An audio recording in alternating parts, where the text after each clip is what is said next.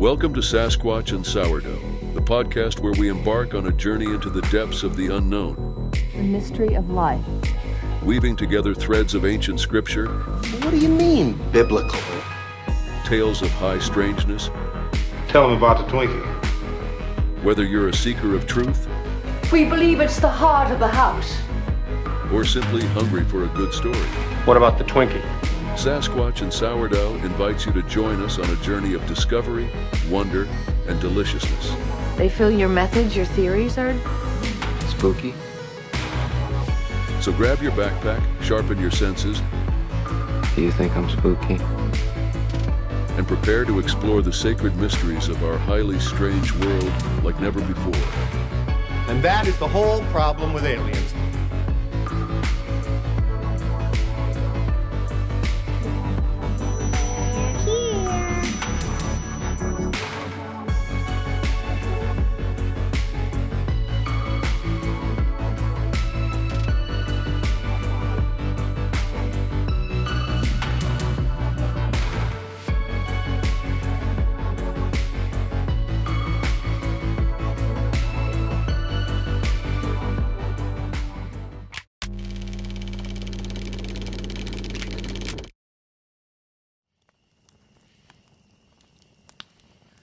An uneasy quiet came over the storytellers, who had been then drawn into an even tighter circle, when Brom Bones leaned forward and began to speak.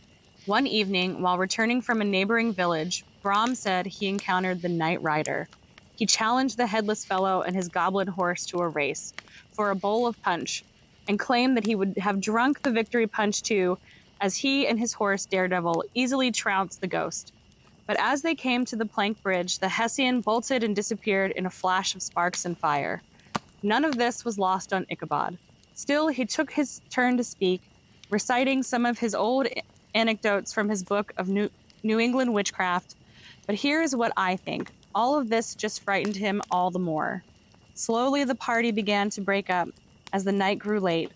The merrymakers loaded up their wagons and carriages and rattled home. But convinced he was on the high road to success in the arena of love, Ichabod lingered for a while to court Katrina. What was said or what happened between these two would-be lovers late that night, I don't know. But something went terribly wrong, for when he sailed forth, he went not dancing, but crestfallen. It was the witching time of night when Ichabod, discouraged and defeated in love, mounted old Gunpowder and started his ride homeward. The night was as dismal as Ichabod himself. His only company was the melancholy chirp of a cricket or a sad hoot of an owl.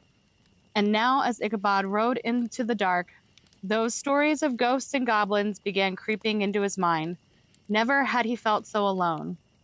What was worse, he was approaching one of the spots long famous in ghostly tales. Coming up, hard ahead, was the giant gnarled tulip tree where Major Andre had been hanged at the hands of British soldiers.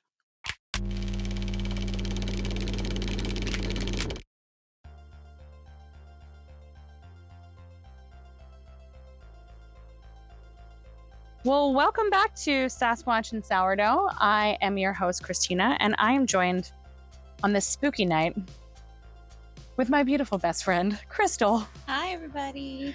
Hooray! It's the end of spooky season. It's not over yet. It's not over yet. This episode is probably going to come out, I think, on Halloween night. So Oh, that'd be great. we wanted to give you kind of a palate cleanser episode. Our last two were a little deep. Oh, well, just a little. Just a little.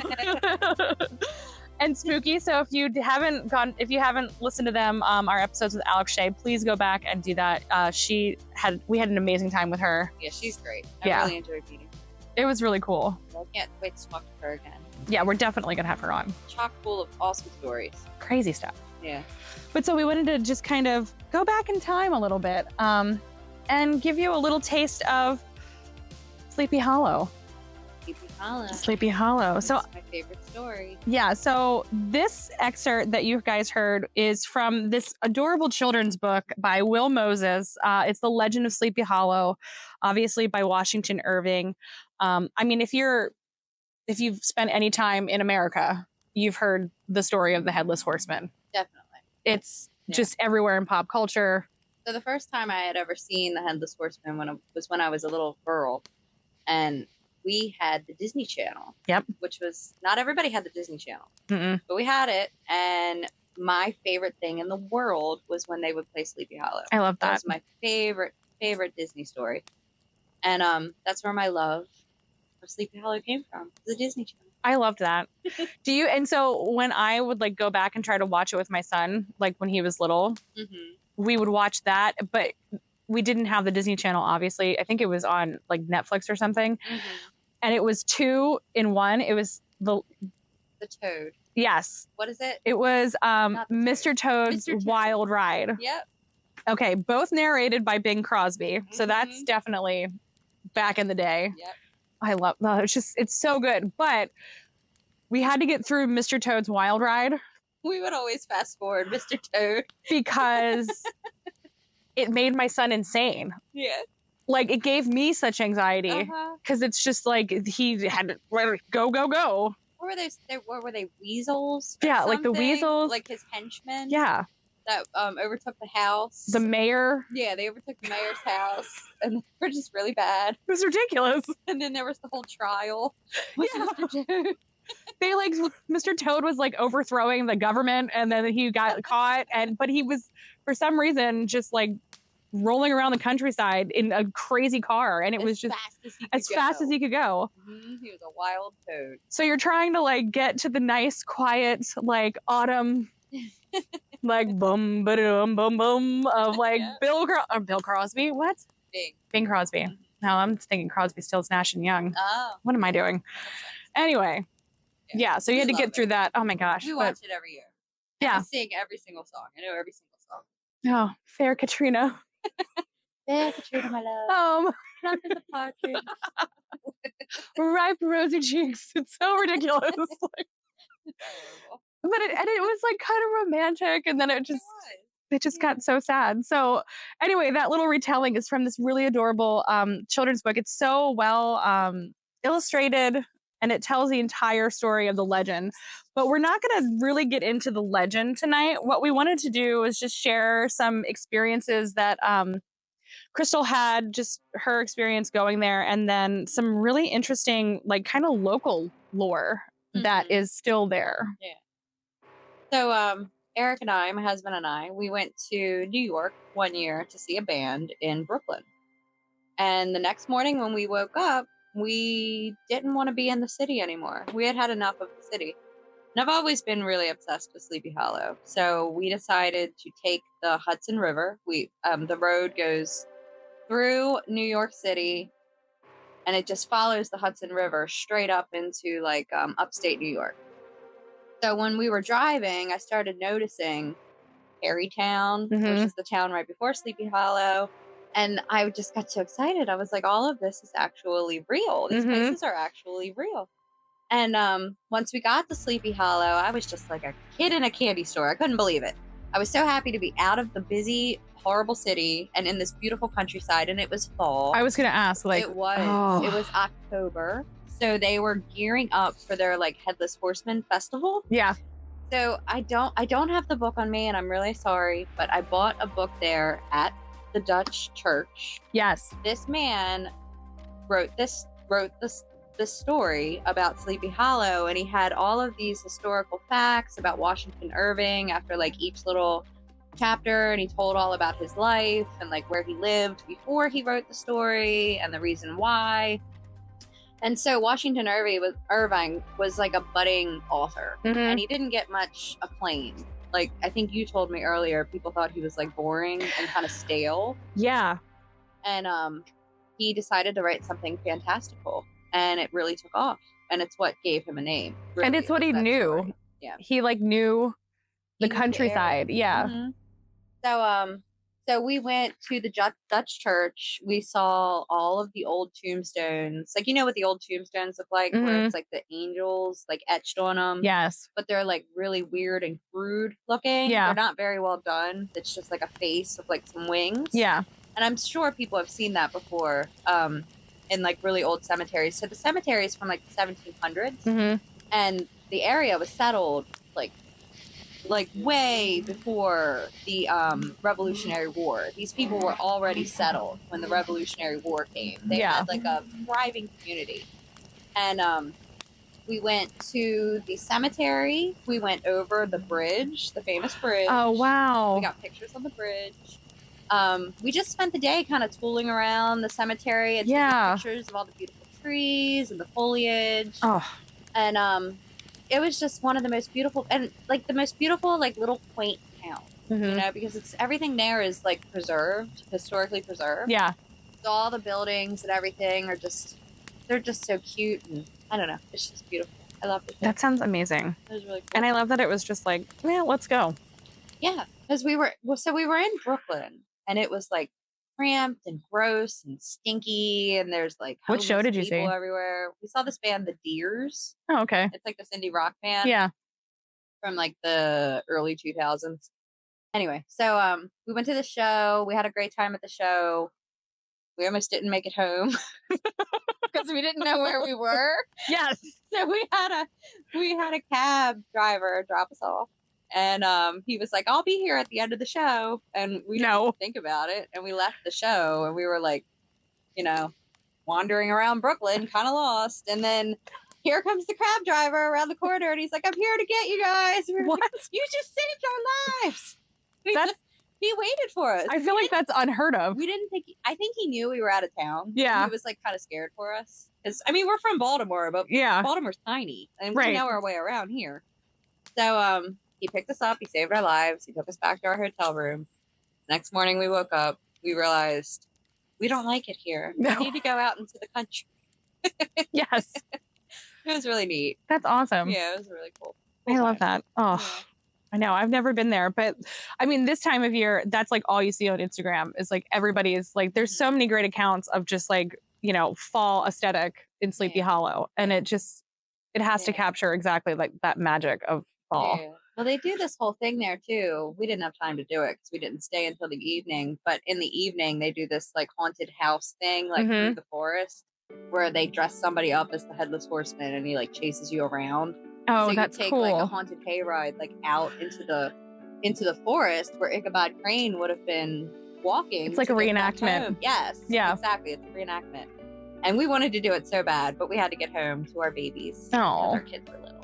Oh, yeah. Well, we'll go again. We'll go again. With Definitely. Our kids this time, because now they have the same love for it.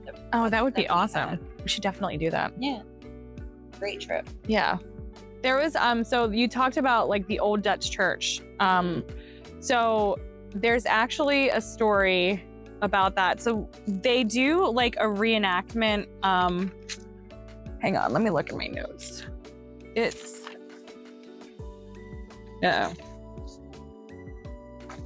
Because there's actually a lot of, outside of, you know, Ichabod Crane and the Headless Horseman and that account and that story, there's still a lot of like weird stuff that happens there. Yeah. So there's a story about Hulda, and she's like a Bohemian witch that got caught up into some of, I guess you would call it like Revolutionary War sort of history, but there's no real telling of whether or not she actually existed. But what they do is, so around Rockefeller State Park, it's like a preserve. They do like a reenactment, and it's really cool. They do like a lantern tour at night, and they have like walking tours and a campfire. And what they do is they just like kind of go around and do like a reenactment of like kind of what happened to her. Okay, so not far from Spook Rock is where Hulda's cottage was. Hulda was a Bohemian woman who came without references or kin and settled in the midst of very conservative folks who were familiar with each other's grandparents. So she was a stranger, so they were suspicious to her. Mm-hmm. And in the 1700s, people believed in witches. Yeah. They really thought that was something that you needed to be worried about. So in those times, if you were a stranger, you were basically guilty until proven otherwise. Mm-hmm. So no one would be her friend. They kept a really far distance from her. She used to do things like gather herbs, and she knew specific remedies for curing colds and fevers. She was very wise, which Yeah. was also something that women should not be in that time. It really reminds me of Muldier. She wove baskets, and basically she was just a woman in her own right, and everyone was very suspicious of her. So she spent a long time just kind of hanging out by herself in her hut, and people stayed really far away from her. And then when the revolutionary times came and all of the men started marching and patrolling the highways that were there through the town to intercept cattle thieves and things like that, she was the type of woman that would come out and fight for her own property. So she got her rifle and she came out and she fought. Like when it came down to it. And All right, Hulda. Yeah. When it was time for like the local militia to rise up and fight for their land and their right to be there, she fought, and she fought really well. Oh, wow. And that was when everyone realized, like, wow, this woman, she's with us. Yeah. Like, she's not so strange anymore. She's like a patriot. Yeah, exactly. Oh. But unfortunately, she was killed in action while she Oh, was wow. fighting for her, with Her property. Yeah. So the people had a change of heart, and they decided to give her a Christian burial in the Dutch church. So you can actually find her tombstone there along one of the furthest walls. So they thought, witch or not, she was a hard fighter and she helped us out, and we feel kind of bad. Yeah. So they buried her in the church, and then they went to her home to see if there was anything that they could like bury her with, and they found her Bible. And inside of her Bible, there was a little piece of paper that informed the people that lived there that she actually had a cache of gold. What? She was planning on giving it to the widows who lost their husbands during Oh my the gosh. skirmishes. Then they felt really bad. They were like, man, we treated this woman like dirt. Oh, okay. So, let's see. I see a correlation here. Not a witch. Not a witch. Actually pretty Christian. She had a Bible. And she was planning And she was doing exactly what you're supposed to do, is take care of the widows and orphans. Yeah. Bad superstitious people. Horrible. That happen all the time. Yeah. And it's funny because I think this account, Hulda. I know Hulda, the Bohemian. She's probably Hungarian. She's probably my ancestor. Oh, yeah. She's an amazing gypsy woman. But like what I've actually kind of found is like, so in this account, it's interesting because it's this, it should say that it's from like where it's from. The guy who, he did like a historical, it's an excerpt from Chronicles of Tarrytown, which was the original name before they renamed, or no, it was, right? It was Tarrytown and Sleepy Hollow. Yes. Yeah. But now they've renamed everything. Right. So they actually renamed the area Sleepy Hollow for the acclaim of the story, because it brings in tourism. Yeah. You know, that's not really spoken about too often, but it was Tarrytown. Yeah.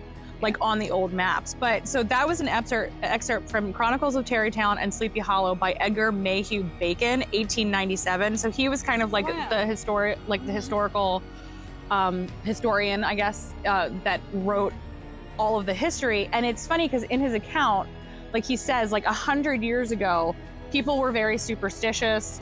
People really believed in witchcraft. So even when I've gone back and like when I was doing research on like Muldier, like we have an episode on that. That was like a same kind of thing. Like, don't really know if she existed, but she was a healer woman in a hut somewhere and met a bad end because of people's superstitions. But what they do, I feel like there's kind of like this trope, I guess, of like in the 1800s, when we're writing our history down, we need to really remind ourselves that, back in those days, everyone was really super. So they're kind of like rebranding themselves as like, we're not really superstitious anymore. Yeah. You know, we're not really getting into all the witchcraft stuff. We don't believe in that anymore. This is just like, I don't know if it's an excuse to like, I guess. I feel like you don't see the term witch anymore branded on women that are executed because they're strange and unusual. Right. We kind of got over that. Yeah. That was a term that you'll see often. There were so many witches. Yeah. Because people just, they used that term for women that were educated, intelligent, clever. Healing of some sort, like definitely had some sort of arts, right. Which is just herbology. We still use it to this day. Yeah. I used it when we were just sick, and I had like I made it last year. I had to throw it out though because I didn't do it right. We should definitely do an episode on like remedies and how to do them properly. I had like garlic and honey that I had for like a year, and it was like, yes, as soon as we're sick, I'm going to use this. And I brought it out. It's been sitting on my windowsill in my kitchen, and like I brought it out, and like the top of it had like, it was like black, and I was like, I'm not giving this to my family. That's black mold. I'm not going to do that. But so okay, this is really funny. Speaking of superstition, so you know I've been doing like all these like prayer hikes and stuff like that. So I was doing that in like the park that we always go to. Yeah. My usual like hike up and down. It was like beautiful fall day, and I wasn't really sure like what, you know, I was just kind of like in my zone, and I was like, all right, what should I be praying about? And I got like the feeling to like pray against like superstition. So listen to this. This is crazy. You can't make this stuff up. Like, I'm walking my usual way, but I stopped because when I got down to like where I was going to go downhill, there was like a lady with a dog, and I was like, I don't feel like dealing with this. So I turned around and went back the other way. So it was kind of like that T area where it's like, we walk usually in this like big sort of like wooded area that is right next to a graveyard. So when I walked back, I was at like the crossroad of like the path from the graveyard and then the path to like go downhill, like to go back where I came. Yep. Not kidding. As soon as I got like the feeling to like pray against like superstition, I walk, I turn to my right, can't make this up. I look down the path into the woods, there's a black cat. Aww. And I was like, oh, okay. Like this kind of superstition, like people back in the day would have been like, what? That was part of the reason why the Black Plague became so, you know, I don't know what the word is, but out of hand. Yeah, out of hand. There you go. So I think it was like a pope or somebody like that decided that cats were evil, so he killed all the cats. Yeah. And then there weren't any cats anymore to kill eat the the rats that had the fleas that had the plague. It's like an amazing nursery story. It is. It's a nursery rhyme. Killed the cats, killed the rats, had the fleas, had the plague. And then everybody died in the 15th century. Now everyone's dead. Stop killing cats. It was like oh my gosh. 3/4 of the population. I mean, I don't know. Cats are, I don't know. Some cats, I look at them and I'm like, what are you thinking? What are you thinking about? What are you thinking about? They have deep brains. They really do. They're in another dimension. But yeah, so when we were kind of doing a little bit of research about this, I looked up, like, I don't really know a lot about Washington Irving. So he did like a whole, he's known for like I guess he did like a history of George Washington that didn't it's so boring. really, yeah. I mean, everything back then was like kind of, boring. It's like reading Moby Dick. Like, it's like 18,000 pages of just... Try to slog through that one? Yeah, I had to because I was an English major and I had to write a paper about it. So I had to pay attention. And I was like, this is all about whaling. I have zero interest in this. So sad. I don't want to know anything about whaling ever again. But Washington Irving, so this is a really fun, weird fact that really piqued my interest. So Edgar Allan Poe, I think I have a quote here. He did not really like him. And he said, quote, that Irving is much overrated. He said that in 1838. And like critics also claimed that he catered to the British sensibilities. So it was kind of like they didn't like him because I guess when he was trying to like be popular and, write history. Well, he lived abroad for a long time. Yeah. He lived like over in Europe for a while. And that was probably contentious back then. Like they didn't like that. I think he had a lot. I think he grew up with money. Yeah. He wasn't like a starving artist like Edgar Allan Poe. Right. He was an orphan who like needed everybody's help. Yeah. I just love that. I was like, oh, wow. Okay. Look at Edgar just throwing everybody under the bus. It kind of reminds me of didn't care. Did you know that there's like... He didn't have any reputation to lose. No, he didn't. Yeah. He was like, no, you're whatever. right. He I'm was just like, I'm just going to say whatever I want. I mean what I say. Yeah. But there's like, it reminded me, as soon as I read that, I was like, this really reminds me of, I don't know if you know this, but I just found this out. Robert Smith like hated Morrissey. They hate each other. Oh, I did know that. I remembered learning that when I was obsessed with them. So guys, we obviously like loved the Smiths and the Cure, They and were the bands I grew up that's with. like what we grew up with. It's like the basis of my whole entire music, Yeah. education.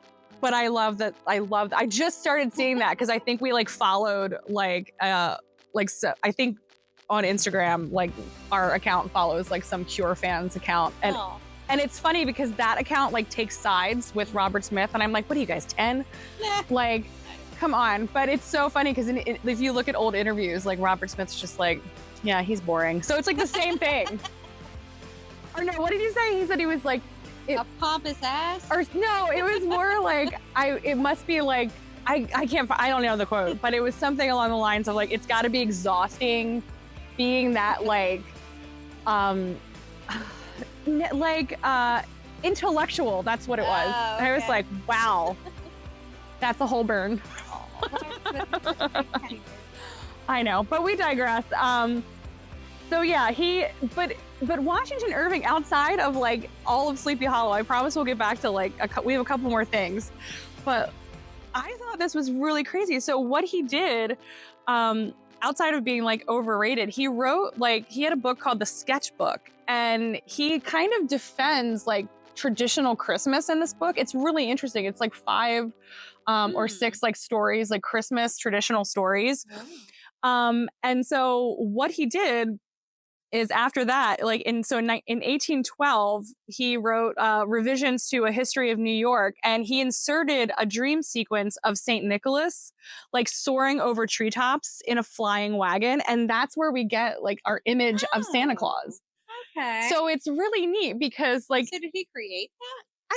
I don't know enough to like speak. That would have to be like something I'd have to look into, but it's just so cool to me. Like we have all of this stuff that we know like now, like we know about the legend of Sleepy Hollow. Like we know, It's imagery, it's pop culture. Like everything that we're kind of like, it's such a big thing around this time of year. And then obviously we have like our Christmas traditions, that we're so used to. And we don't really think about like where it came in from. those times though, here's this guy who like everybody's kind of poo-pooing. And then he like gave us all of these really interesting and cool traditions. Yeah. So good job. That's like a fantastical way of looking at, St. Nicholas. I know. I love St. Nicholas. Such a beautiful thing to give us.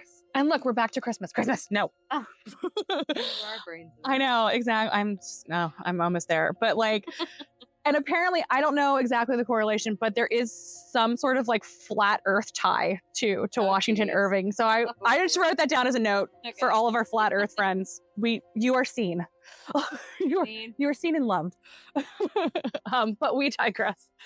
So in that like kind of little retelling of Huldah, oh, I feel so bad for her.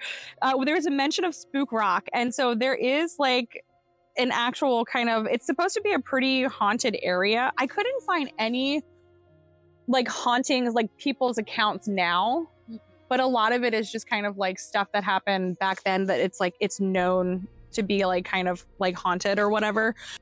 Okay. So this is one of the origin stories of Spook Rock. And there is like a lady in white that is supposed to have been seen. I know, I do too. They're like all over the place, the lady in white stories. So there's supposed to be that. But then I found this is really interesting. So the quick version is a young Native American hunter one quiet night finds himself in the presence of celestial maidens, enraptured in dance and song atop Spook Rock, or as he knows it, a sacred council rock of his people. Amazed by the sight, he gasps, and in doing so, scares away the maidens, excluding one who lingers to lay eyes on the intruder before she vanishes with her brethren up into the sky. Oh, so that's really cool. I know. Unable to sleep, eat, or think straight, the native hunter returns repeatedly to Spook Rock in hopes of finding the maidens dancing there again, but he doesn't see them. Eventually, after some time has passed, his diligence is rewarded, and he crashes their revelry to capture the beautiful maiden who had lingered before. He marries and has a child with the celestial maiden, and while at first she seemed to miss her home in the stars, she soon falls into domestic bliss. After some years, the sound of singing and cavorting soothing echoes from the woods, as it often does. And longing once again returns in her, but she holds fast. Another night of the sounds of her friends proves too much, and she leaves her husband and child and does not come back. His mother gone, the child cries, won't eat, and eventually dies.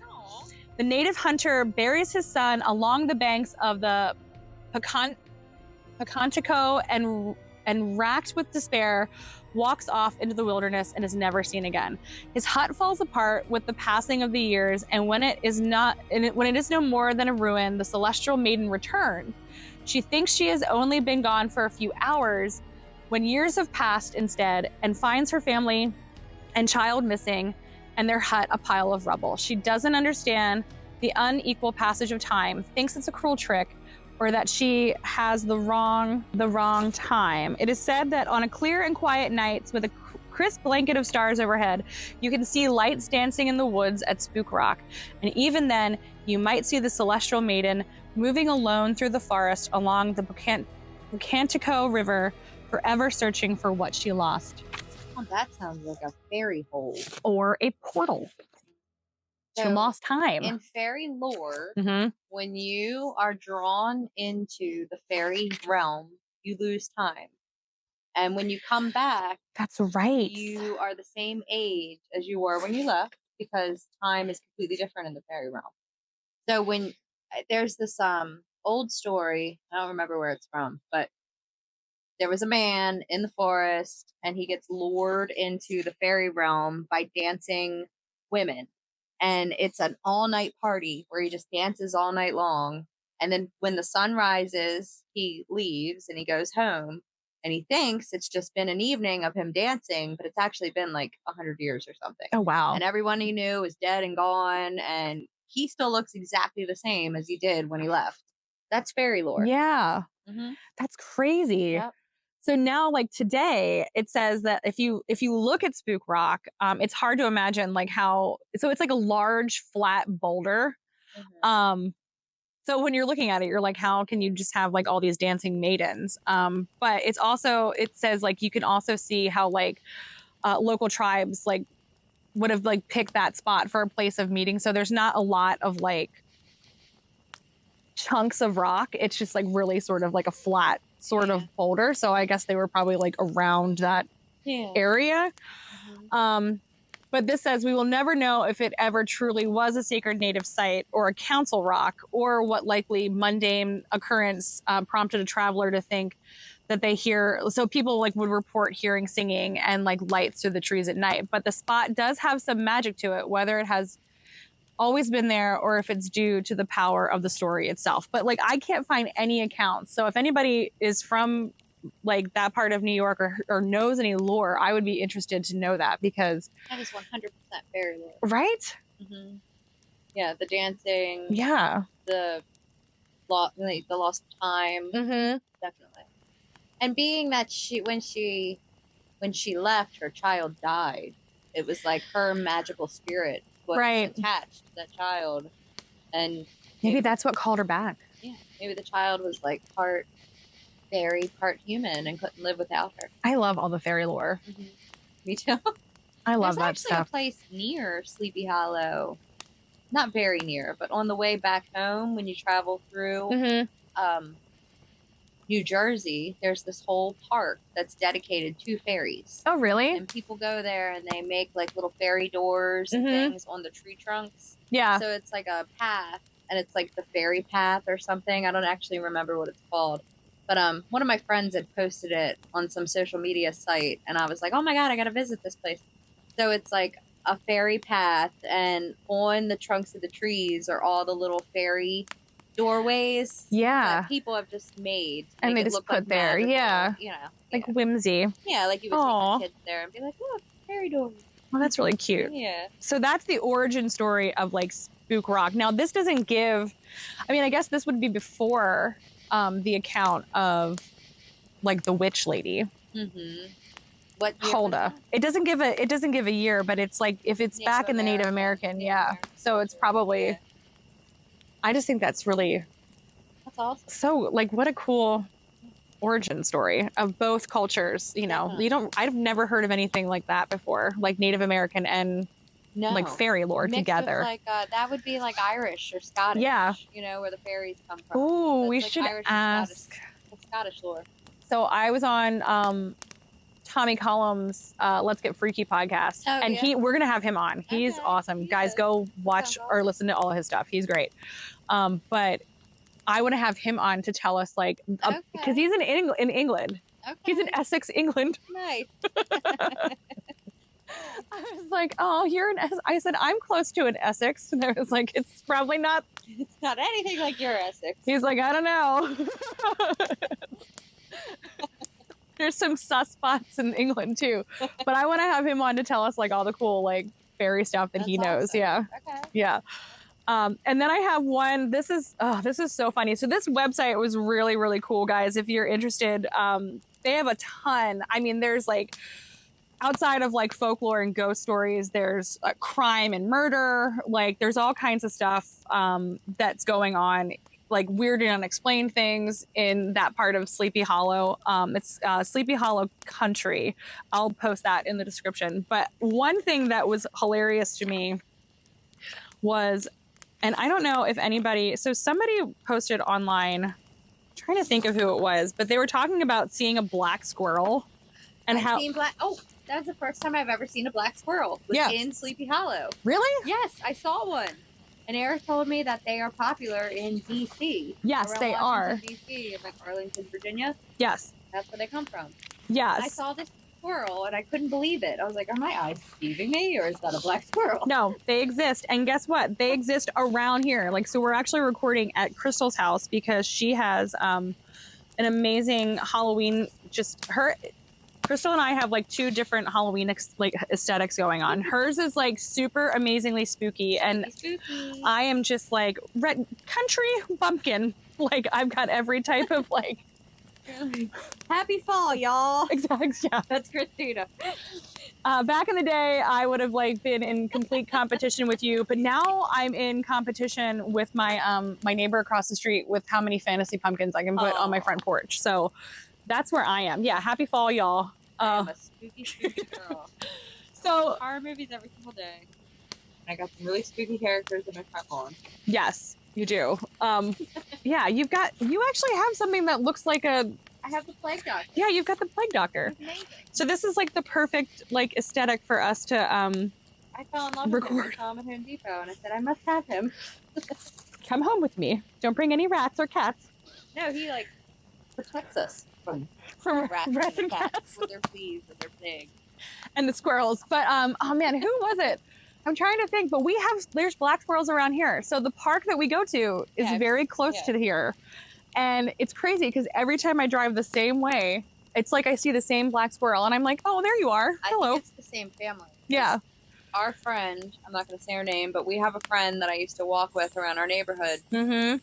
And when we would walk back there towards the park on this specific road, we would see a family of black squirrels. And I freaked out because I was like, the only time I've ever seen these things was in New York. Yeah. And Eric sees them in Washington, D.C.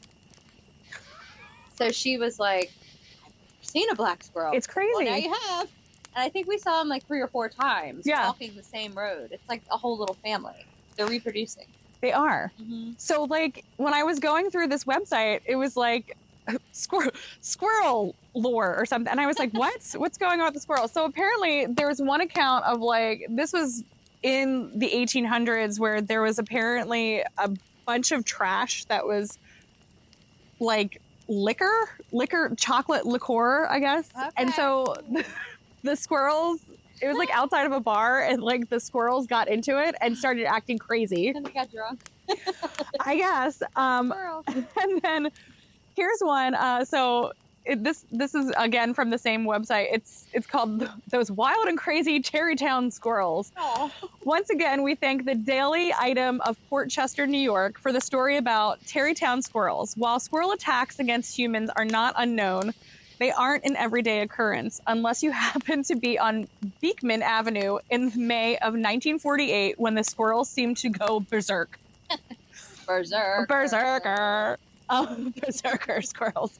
Over the course of 2 days, squirrels allegedly attacked 3 people on Beekman Avenue in North Tarrytown, today's Sleepy Hollow. In the first incident, a squirrel leaped upon a 16-year-old, biting her on both wrists. Ew. The squirrel quickly turned its attention to another lady gnawing on her finger. Oh, man. The Daily Item reported both the victims of squirrel attacks were treated at Tarrytown Hospital, and the Humane Society was called upon to send protection against the animals for Were they rabid? for the populace.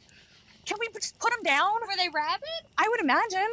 Did everybody that got bit die? I don't know. It's crazy. It says the Tarrytown squirrel or squirrels attacked again 2 days later, biting Andrew Galados as he walked near the Van Tassel apartments. This time the SPCA, so this is in the 40s, actually sent a representative to investigate the situation, but the newspaper reported he searched in vain for the marauding beasts and couldn't find them. We think our friends in Port Chester searched in vain for a real news story. So this is probably another made up.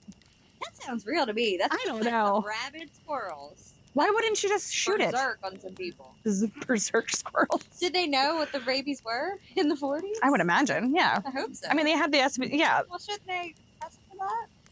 Just shoot the squirrel. Just shoot every squirrel you see. I mean, the rabid one, it's like on your finger. That's insane. Right? So I thought that was really funny. Like, of all the things to come across, just rabid berserk squirrels. So watch out. So yeah, I think that'll do it here. We just wanted to give you a little palate cleanse. Yeah. I don't know. We're kind of segueing. We naturally segue, and I like it. So maybe we'll have to do a deep dive into fairies.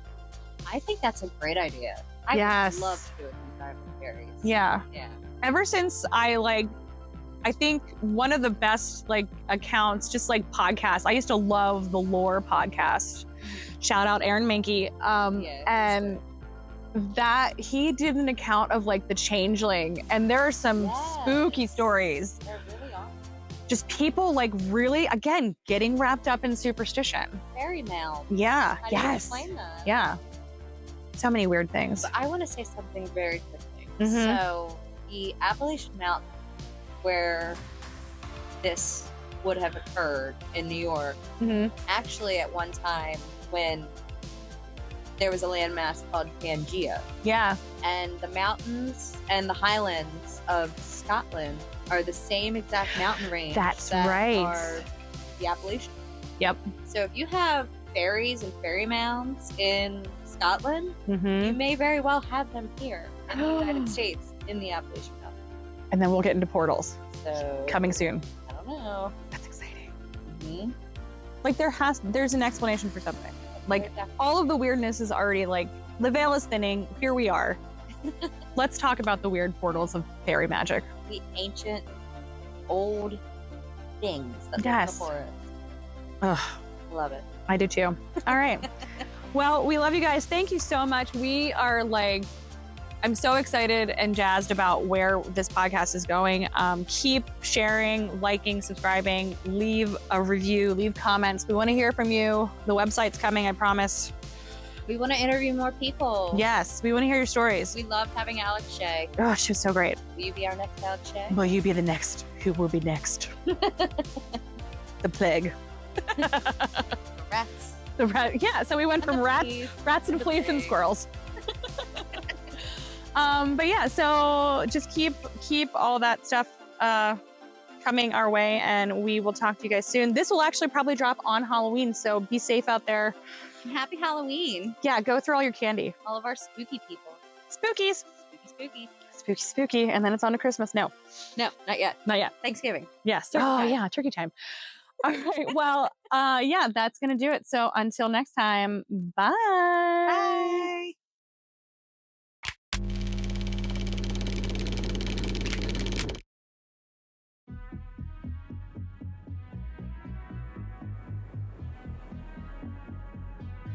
You have been listening to Sasquatch and Sourdough. I'm Christina, and thank you so much for tuning in. Sasquatch and Sourdough is so much more than just a podcast. We're a community of kindred spirits, united by our curiosity and fascination with the extraordinary. And we want to bring you into the conversation. So whether you've had a brush with the unexplainable, seen something that you can't quite wrap your head around, this is your space. We invite you to join us as we break bread and break down the barriers between the known and the unknown. If you want to share your story, you can email us at sasquatchandsourdough@gmail.com or send us a DM on Instagram. Until next time, remember, the truth is out there, God is with you, and everyone always ends up in the kitchen.